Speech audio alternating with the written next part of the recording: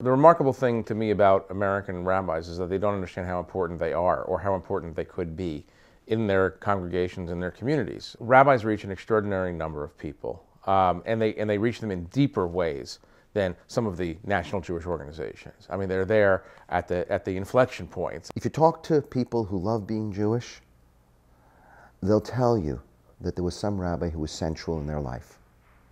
Imagine if every interaction a Jew had with a rabbi was one that can do two things: make that Jew proud of being Jewish and help that Jew flourish in their life. So picture 300 to 500 rabbis, all committed to a very simple principle. There should be a place in Jewish life for anyone who wants one, regardless of dogma, doctrine, or belief, all prepared to serve all comers as they come from the depths of the tradition as they understand it, with creativity, with energy, and with openness. That's Rabbis Without Borders. So the design of Rabbis Without Borders, it is meant to be a one-year fellowship program, and then the rabbis are welcomed into our alumni cohort. Over the course of the year, the rabbis come to our offices in New York 4 times for 2 days at a time. Each of the sessions introduce the rabbis to a certain trend going on in American society today, and we challenge them to really think about how they can respond to that trend as rabbis and what Jewish wisdom has to add to what's going on in America today. We accept 22 rabbis a year. The number of rabbis who apply to the program keeps increasing every year. Last year alone, we had a 30% increase. We have a very diverse group of rabbis, both pulpit and non-pulpit. The age ranges range from early 30s through mid-60s, and we cover both the denominational spectrum and from across the geography of the United States. The opportunity in America, with all of its freedom, is that we can invent new forms of being Jewish. And we can connect more people, more Jews, to being Jewish than ever before in history. We need to create a cadre of rabbis who know how to function in this context of freedom. It's very simple. If you teach rabbis how to communicate a living and vital Jewish wisdom that helps people flourish, they will actually find new places to play that out. Yeah, I'm doing some stuff about the intersection of science and religion, which has been a blast, and getting to work with Dan and trying to reach some of the people that he's talking to. Yeah, the folks that I work with downtown in Brooklyn or lower Manhattan are really interested in newer, innovative ways to integrate Judaism into their lives and think about the larger issues. And I find that a lot of the people that are in your demographic, people who have not been connected to Judaism in any kind of way, when I'm bringing something scientific in there, I've heard from multiple different people of, if Judaism was what you were describing, I would be so much more connected to Judaism. I came into the Rabbis Without Borders program very enthusiastic and really excited to be part of a network of people who are like me in the sense that they see Judaism very broadly and that they're open-minded to the changes that are happening in the community and to serving the changing needs of the community, not just preserving where we've been in the past. Being part of Rabbis Without Borders helped me envision more broadly the possibilities that were out there and give me the courage to pursue non-traditional rabbinical options. I think that Rabbis Without Borders has done a terrific job of coming up with multiple angles and multiple approaches and giving us so many different kinds of resources for that very necessary growth process. For the same reason you want your doctor to keep up with the literature and go get the new training that the doctor needs in order to be the best doctor, you need your rabbi to go do that.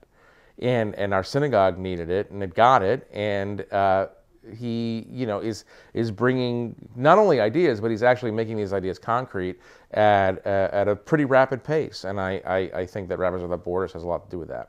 I'm a Rabbi Without Borders now because I've done this program, but my goal is to create a synagogue where all of the congregants are without borders too, where all of us are seeking very enthusiastically new ways of expanding our Jewish horizons and becoming more deeply alive and passionate human beings as Jews. What CLAL does is to bring together Jewish professionals across all the different denominations in different kinds of settings, different kinds of professional work, and the result of that is out-of-the-box thinking that doesn't take place anywhere else.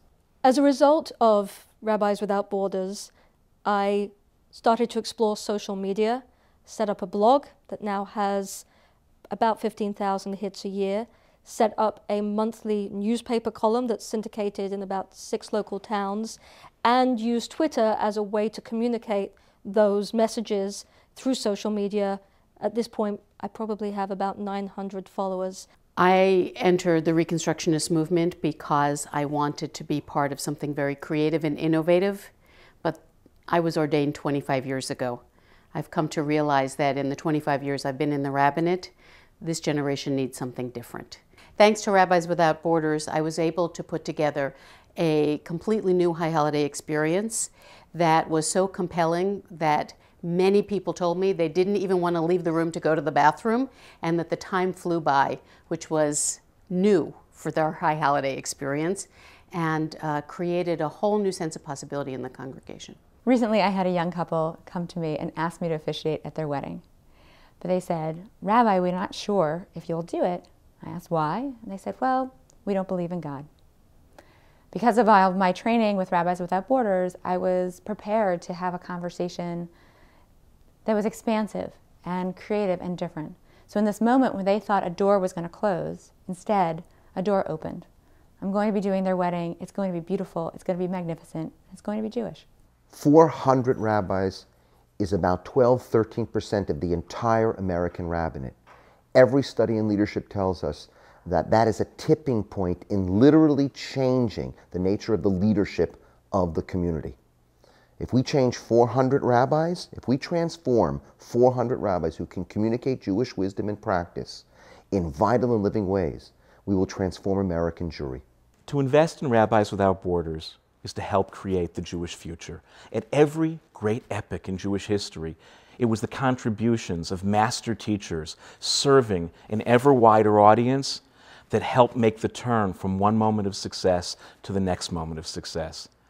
And right now it's about creating the next 300, 400, 500 people in a network that is animated by that desire to serve people wherever they are, however they are, using everything they know and love about Jewish and bringing it to people as best they can, as effectively as they can, to create pride and great feeling and love and depth of connection. Rabbis Without Borders gives us resources, gives us methodologies within which we can use to really think about our community in newer ways, in 21st century ways, not only technologically, but also how do we meet and integrate communities on the ground. And as we also talked about, how do we strive for excellence? Because every single person in the Rabbis Without Borders program is doing excellent, outstanding work, and it raises the bar for everyone who's part of the program, part of the cohort, and it raises the level of excellence of what the Jewish community is offering. You raise my bar. You raise mine. All right.